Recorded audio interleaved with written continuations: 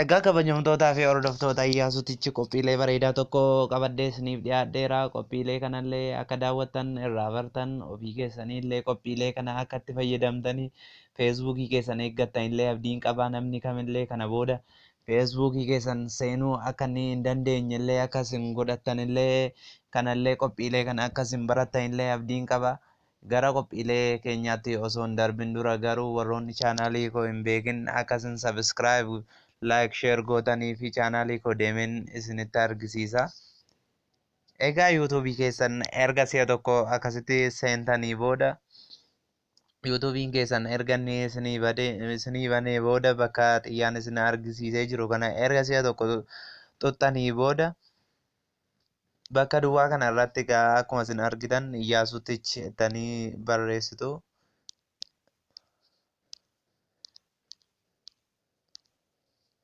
Egaa erga akkasitti barreessitanii sarchi gootanii booda haala bareedaan yuutuubiin keessan asii gad tarreessee isinii fida.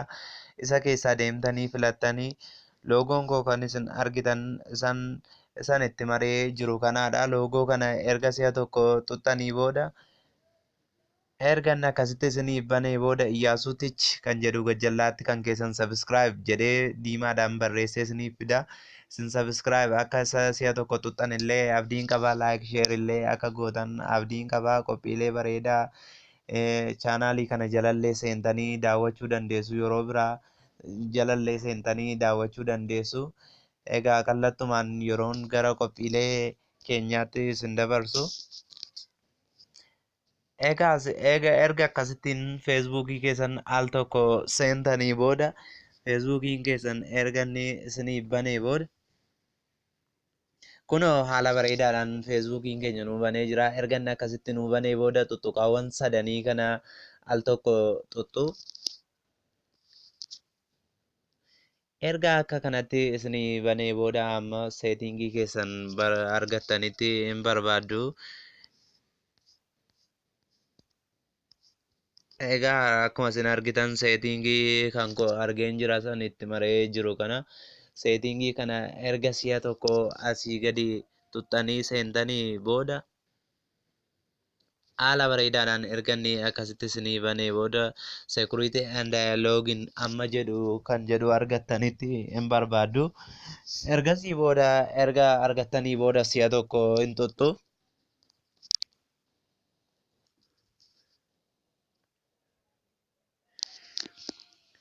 Egaa haala kanatti erga inni isinii fidee booda erga si'a tokko xuxxanii booda yeroo kamillee miiseejiin yeroo namni biraallee feesbuukii keessan seenu miiseejiin illee qofoo keessan irratti akka isiniif galu yookaan immoo iimeelii keessan illee itti hiitanii akka iimeelii keessan irratti isinii galu yookaan illee meseenjarii keessan irratti akka isiniif galu godhachuu ni dandeessu. Kun immoo misxiroota guddaa feesbuukiin keenya akkaataa ittiin eegamuu fi nu gargaaru keessaa isa tokko. Yeroo miiseejiin namni biraa feesbuukii keessan galee miiseejiin isinii dhufu isin immoo paasoordii keessan illee jijjiirrachuu akka isin qabdanidha. Inni kun kan inni isin barsiisu yookaan immoo ofii keessanii yeroo seentanii miiseejiin inni dhufaa yeroo isin kallattii wanta kana dhaxxanii bantan miiseejiin isiniif ergama.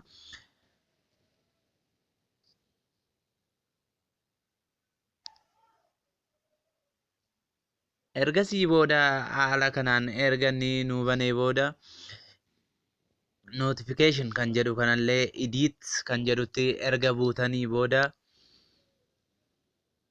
ergasii booda get notification kan jedhu kanatti achi ol tuttu.